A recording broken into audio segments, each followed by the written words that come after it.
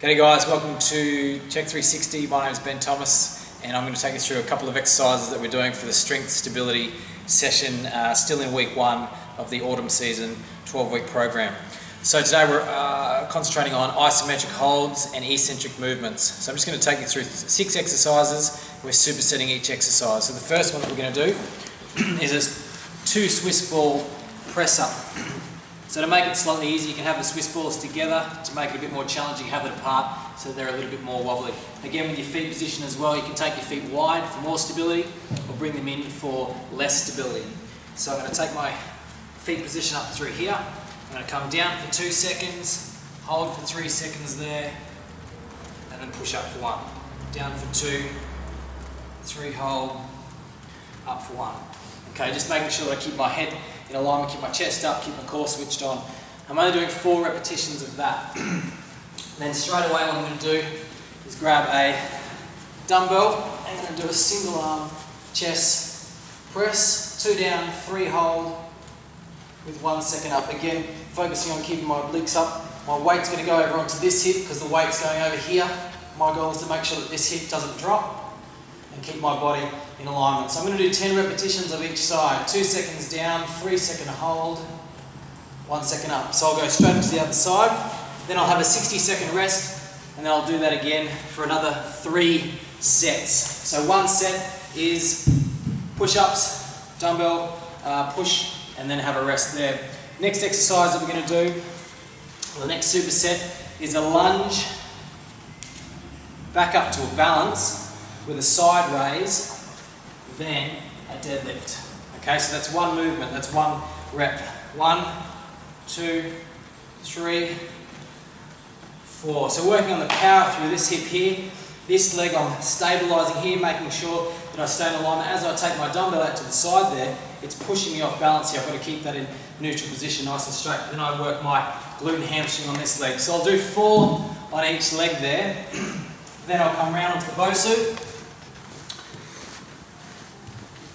And I'm going to do a 2 second isometric hold, 5 seconds here, and then 1 second up. I'm going to do 10 repetitions here. So making sure that my spine at the bottom here stays into a neutral position and that my knees stay outside of my toes. What we don't want to see is that or any of this.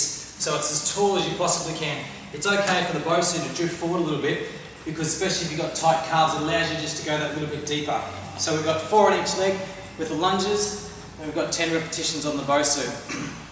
The third superset that we're going to do, and the last superset, is we're going to do a sumo stance deadlift. So hands are just in here, feet go a little bit wider. So this time I'm going down for 2 seconds. I'm holding for 3 seconds at the bottom here, just off the ground. Then I'm bringing it up for 1. 2 seconds down, hold for 3, making sure that my back's as straight as possible, make sure my knees stay out, so I'm activating these glutes here, chest is up, and I come up to the top. So I'm going to do 4 repetitions of that, then I bring my feet in, and I'm going to do a bent over row. So from that position there, I come up for 1, I hold for 3 seconds here, then I bring it down for 2. Up for 1, hold for 3, keep my chest up, down for 2. So from a side on position, you'll see my spine is straight, my head stays in alignment, pulling up through there. And as you get tired, the body's going to start to round off. You might lose a little bit of lordosis here and go into a flexion position. So that's what you want to try and avoid as well. So it's 4 sumo deadlifts, 10 bent over rows with a tempo of 2, 3, 1. And again, I repeat that for 3 sets. After you've done those 3 exercises, 3 each, we have a core component. So what we're going to do here, working on the sling systems again, posterior sling system. I'm going to take a stick here. I'm going to take my body weight across to the side. My center of gravity now shifts over to here. This side wants to drop, this shoulder wants to drop. It's trying to do that. So there's lots of twisting in my body. My job when I go to the side is to make sure that I keep it as straight as I want, as straight as I can. So I have a little glance there to see if the hips are straight. Come back to the middle. So the hardest part of the exercise is when I reach over here, and that's where I'll hold for 3 to 5 seconds, maybe even 10 seconds depending on your ability. Next exercise is one that we did the other night, is the low crawler. So balls together, I roll forward, squeeze them in like that, rotate my hands, push my chest up, I bring my body weight sideways and I push up. Body weight sideways and I push up.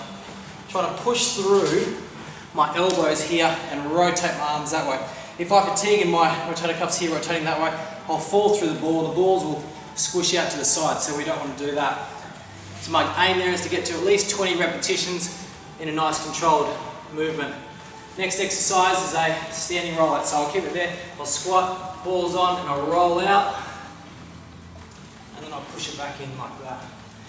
So as I extend forward here, as my arms push forward, my lats are attached to my back, my hip flexors are attached to my hips as well. So as I rotate those and stretch those two there, it really pulls my spine into extension. So it's up to my core and my lower abdominals to make sure that my spine stays in a neutral position.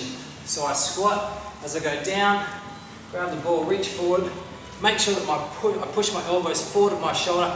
That last little bit there really pulls on the fascia system through the back here.